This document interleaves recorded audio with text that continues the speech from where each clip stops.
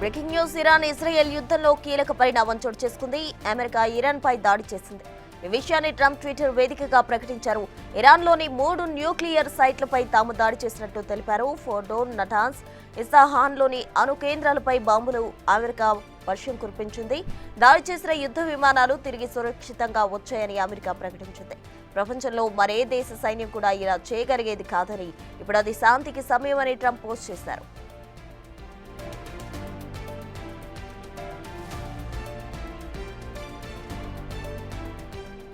Iran Israel యుద్ధంలో America జోక్యం చేసుకోవడానికి ఇంకా 2 వారాల టైం పడుతుందని తెలిపిన అమెరికా ఇంతలో అటాక్ చేసింది. నిన్న పసిఫిక్ మహాసముద్రంలోని గువామ్ దీవికి సైలెంట్ గా B-2 స్టైల్ బాంబర్లు తరలించింది.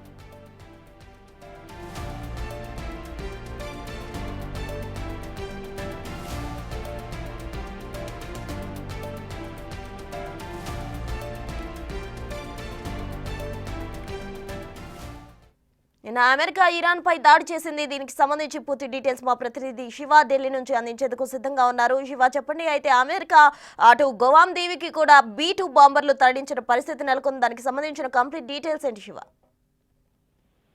రైట్ ప్రస్తుతం ఎన్నికలకు ఇరాన్ పై అమెరికా దాడి చేసినట్లుగానే ప్రధానంగా కొంత అధికారిక సమాచారం అయితే అందుతోంది. ఇరాన్ ఇజ్రాయెల్ యుద్ధంలో కీలక పరిణామం చోటు చేసుకుందని ప్రధానంగా మనం చెప్పాల్సి ఉంటుంది. అమెరికా ఇరాన్ పై దాడి చేసింది. ఈ విషయాన్ని ట్రంప్ అధికారికంగా తన సోషల్ మీడియా ట్విట్టర్ వేదికగా కూడా ప్రకటించారు. ఇరాన్ లోని 3 న్యూక్లియర్ సైట్లపై తాము దాడి చేసినట్లుగా కూడా అమెరికా అధ్యక్షుడు డొనాల్డ్ ట్రంప్ తెలియజేశారు.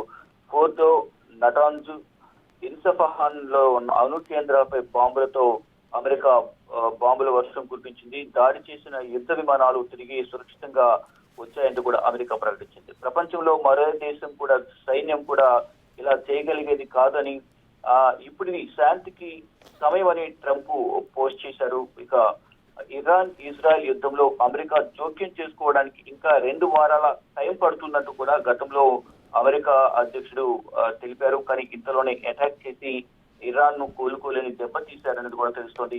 నిన్న పసిఫిక్ మహాసముద్రంలోని గువామ్ దీనికి సైలెంట్ గా B-2 స్టెల్త్ బాంబర్లను అమెరికా తరలించి ఇప్పుడు ఇరాన్ పై దెబ్బ కొట్టడంతో 3 అణు కేంద్రాలన్నీ కూడా దెబ్బతిన్నాయి. గతంలో మనం చూసుకుంటే కనుక ఇతర దేశాలకు సంబంధించిన వారందరినీ కూడా తిరిగి వెళ్లిపోవాలి, ఇరాన్ లో ఉన్న వాళ్ళందరినీ కూడా ఇండైరెక్ట్ గా కొన్ని సంకేతాలు ఇచ్చినప్పుడే ఒకవేళ ఇరాన్ పై అమెరికా దాడి చేస్తుందా అనే అనుమానాలు అందరికీ కలిగాయి. ఎట్టకేలకు అందరినీ అక్కడి నుంచి తరలించిన తర్వాత ఇటు ఇరాన్ లో ఉన్న భారతీయులను కానీ, ఇటు దక్షిణ కొరియాకు సంబంధించిన వారు కానీ, ఇటు అమెరికాకు సంబంధించిన వారిని, ఇతర దేశాలకు సంబంధించిన పౌరులందరినీ కూడా తిరిగి రావాలంటూ కూడా ఆయా దేశాధినేతలు ఆదేశాలు జారీ చేశారు. దానికి అనుగుణంగానే అక్కడున్న ప్రజలందరూ కూడా, విద్యార్థులు, అక్కడ నివాసం ఉంటున్న ప్రవాస భారతీయులు కానీ, ఇతర దేశాలకు సంబంధించిన భారతీయులు కానీ, ఇతర దేశాలకు సంబంధించిన పౌరులందరూ కూడా అక్కడ నుంచి తరలి వెళ్ళిపోవాలి, వారు స్వదేశాలకు స్వస్థలాలకు తిరిగి వెళ్ళిపోవాలని కూడా ఆదేశాలు జారీ చేశారు. అక్కడున్న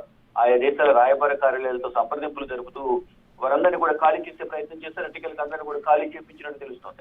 అందరినీ ఖాళీ చేయించిన తర్వాత ఇప్పట్లో ఇటువంటి దాడి ఉండదు, త్వరలోనే 2 వారాల్లో దాడి చేస్తామని చెప్పిన అమెరికా ప్రభుత్వం అనుకోకుండా ఇక్కడ ఇరాన్ పై దాడి చేయడంతో అక్కడ ఇరాన్ కు సంబంధించిన 3 అణు బాంబులకు సంబంధించిన అణు కేంద్రాలపై బాంబుల వర్షం అనేది అమెరికా కురిపించిన నేపథ్యంలో అక్కడున్న 3 అణు కేంద్రాలకు సంబంధించి మొత్తం దాడులు చేశారు. దాంట్లో మొత్తం 3 అణు కేంద్రాలు కూడా న్యూక్లియర్ సైట్లు ఏవైతున్నాయో అవన్నీ కూడా దాడి చేశారు. దాడి చేసిన నేపథ్యంలో దానిపై మేము దాడి చేశామంటూ కూడా అధికారికంగా కూడా డొనాల్డ్ ట్రంప్ ఇప్పుడు ఒక అధికారికంగా ట్విట్టర్ లో తెలియజేశారు. మరి ఫర్దర్ గా ఇరాన్ రియాక్షన్ ఏ విధంగా ఉంటుంది అనేది కూడా చూడాల్సి ఉంది.